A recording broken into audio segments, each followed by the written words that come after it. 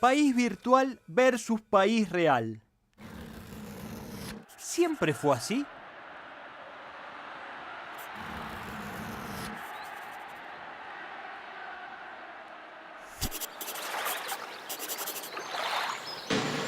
Si vamos a hablar de la vuelta obligado, estás obligado a dibujar de vuelta.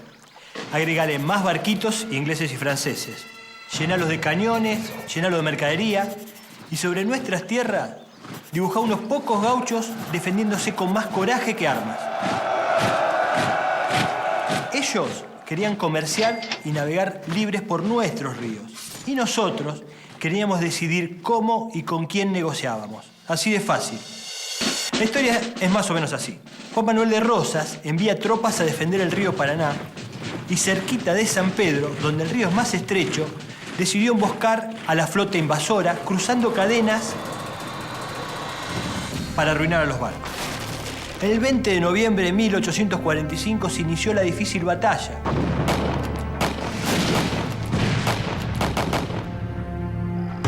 Ahí estaban nuestros hombres y mujeres atacando desde las costas. Todos pelearon con coraje.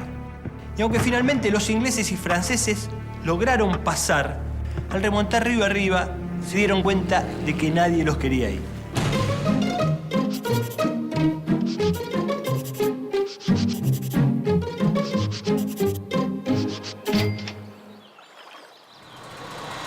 Y se tuvieron que volver, tal como habían venido. Ganaron, pero perdieron. Para nosotros fue una derrota militar, es cierto, pero también una victoria del pueblo, de la dignidad y soberanía de nuestro país. Porque gracias a la defensa argentina, ingleses y franceses estuvieron obligados a pegar la vuelta.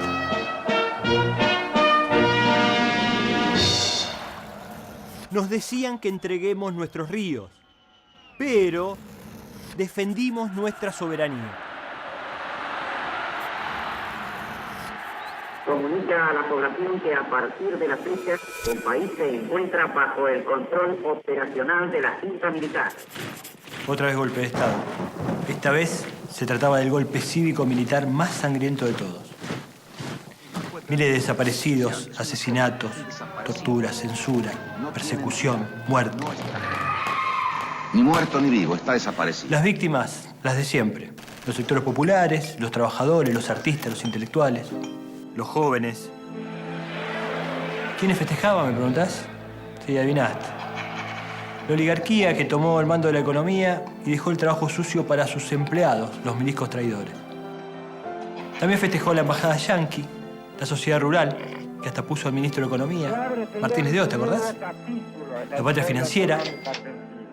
Encima, las hienas de los grandes medios, que empujaron con sus editoriales el golpe primero. Y presurosos fueron a cobrárselo a Videla, ofreciendo un pacto vergonzoso. Ocultarían los crímenes de la dictadura a cambio de una fábrica de papel prensa. Si hasta nos quisieron distraer con un mundial. Como contracara, un grupo de mujeres valientes desafiaron la todopoderosa maquinaria del terror y marcaron el camino al que se fueron sumando, primero de manera tímida y después no tanto, el resto del pueblo. Quienes nos iluminaron eran las madres y las abuelas de Plaza de Mayo. Solamente queremos saber dónde están nuestros hijos, vivos o muertos. Nos decían que estaban locas, pero recuperamos la verdad, la memoria y la justicia.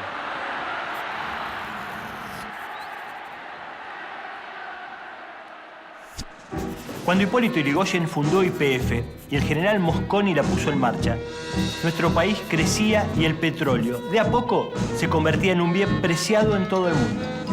Los años pasaron y la empresa de a poco fue creciendo. El crudo se utilizaba no solo en combustibles y derivados, sino también para la producción de plásticos. Tener petróleo en nuestras tierras era una bendición y así lo entendieron gobiernos como los de Perón, Frondizi, Lía o Alfonsín. En los 90, YPF se privatizó, como tantas otras empresas estatales depreciadas a propósito para tal fin. Hace pocos días, la presidenta anunció la histórica decisión de recuperar YPF. El petróleo y el control de nuestros recursos ahora vuelven a ser de los argentinos. Años de desinversión por parte de Repsol nos obligaron a importar carísimo un recurso natural que tenemos en nuestro propio suelo. Sin embargo, mientras la mayoría festejamos volver a ser protagonistas de nuestra propia historia, algunos medios salieron a defender no a su país, su gente y sus riquezas, sino los intereses de una empresa que nos estaba dejando sin nada. De argentino, el Gran Diario parece tener poco. Algunos dicen que estas medidas nos van a aislar del mundo, pero se trata de una decisión soberana de nuestro país que intenta recuperar el control de la riqueza de su suelo y salvar a YPF del saqueo. El petróleo es una de las riquezas más importantes del suelo argentino. Nos dicen que tengamos miedo y que estamos generando una crisis, pero con un Estado que controle y defiende sus recursos, hay futuro.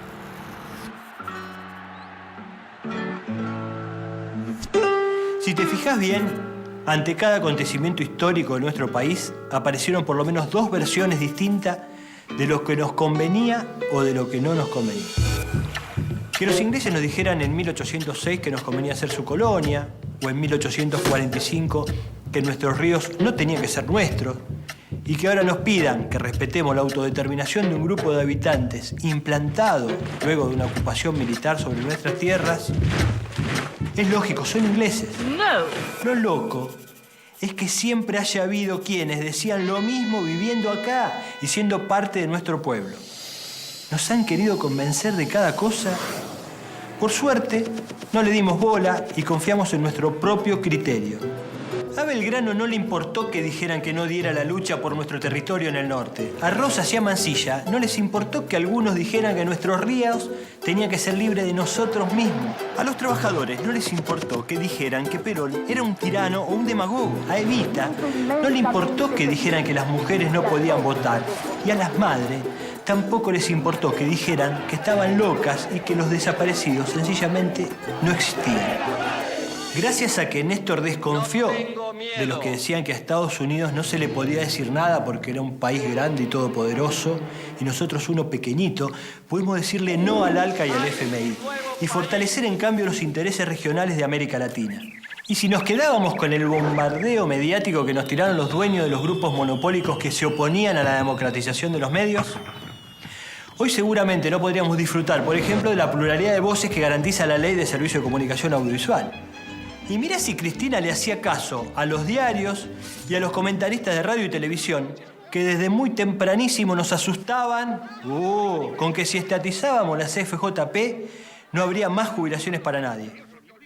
Por suerte no le dimos mucha bolilla y ahora tenemos más jubilados y con mejores jubilaciones. Y por si fuera poco, pudimos otorgar la asignación universal por hijo.